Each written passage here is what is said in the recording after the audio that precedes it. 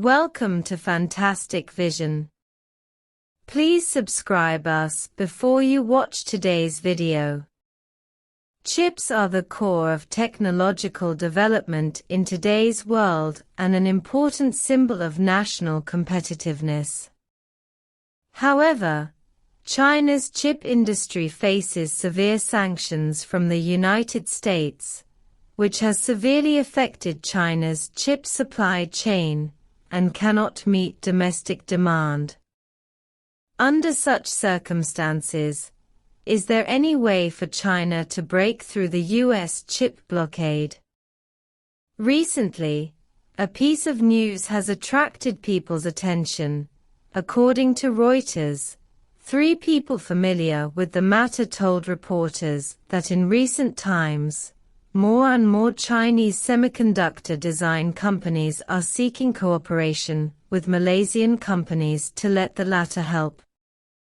Chinese companies assemble some high-end chips to hedge against the risk of expanded US chip sanctions. Why has Malaysia become China's chip partner? Malaysia is an important country in Southeast Asia and a friendly neighbor of China. Malaysia's chip industry developed earlier and has certain technology and experience, especially in chip packaging and testing, and has strong capabilities and advantages.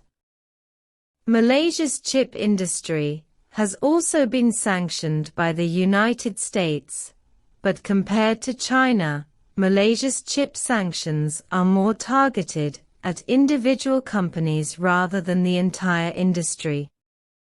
Therefore, Malaysian chip companies can still cooperate with Chinese chip design companies to provide chip packaging and testing services for the latter, thereby helping Chinese companies bypass the US chip blockade and obtain some high-end chips.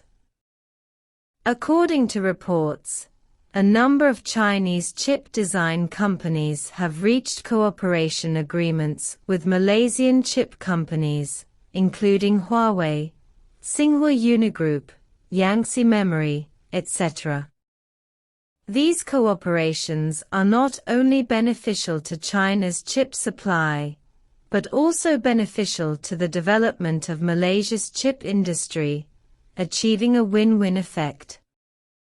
Can Malaysia's chip cooperation help China break through the chip blockade? Malaysia's chip cooperation has undoubtedly brought a glimmer of hope to China's chip industry, but this does not mean that China can completely break through the US chip blockade. Because Malaysia's chip cooperation can only solve the packaging and testing problems of Chinese chips, but cannot solve the manufacturing and design problems of Chinese chips. The manufacturing and design of chips is the core link of the chip industry and is also a key target of US sanctions. At present, China still has a large gap in the manufacturing and design of chips, especially in the manufacturing and design of high-end chips, which is highly dependent and difficult to innovate independently. Therefore, Malaysia's chip cooperation can only be a supplementary means for China to break through the chip blockade, but cannot be a fundamental solution. If China wants to truly break through the chip blockade, it needs to increase investment and research and development in chip manufacturing and design, improve its ability and level of independent innovation, and build its own chip brand and market. Why did Raimondo change his tune and relax export restrictions to China? U.S. Secretary of Commerce Raimondo is one of the toughest officials in the U.S. government against China.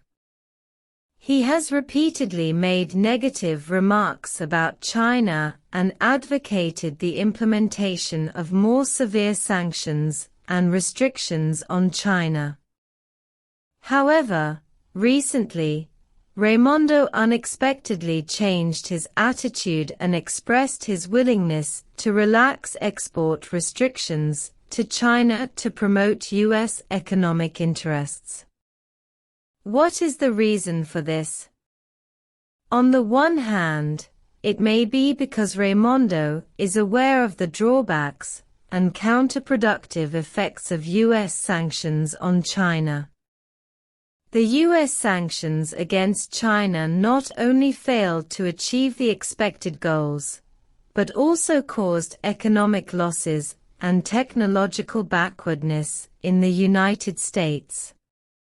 Many companies in the United States have lost huge markets and income because they were unable to export products and technologies to China. They have also lost China's innovation and cooperation, which has affected the technological progress and competitiveness of the United States. Therefore, Raimondo may want to ease the pressure on U.S. companies and restore U.S. economic vitality by relaxing export restrictions to China. On the other hand, it may be because Raimondo sees China's economic resilience and development potential.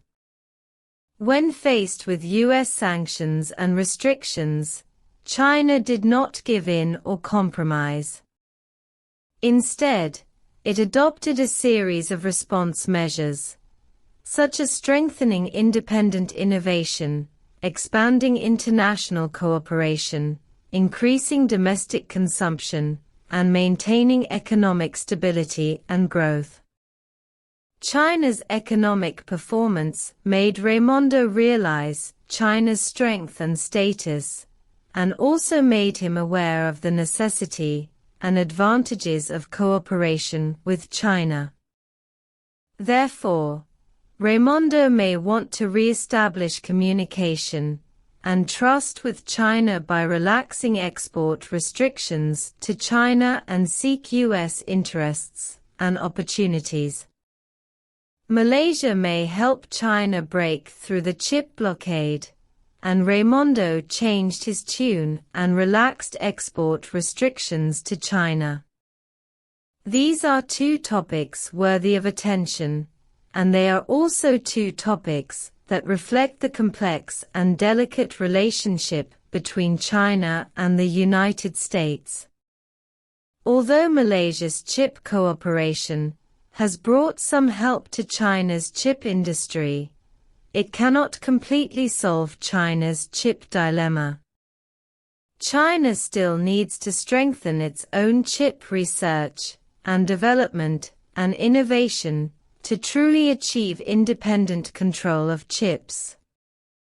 Although Raimondo's relaxation of export restrictions to China reflects some economic and political considerations of the United States, it does not mean that the United States will give up competition and containment of China. China still needs to remain vigilant and responsive in order to safeguard its own interests and security.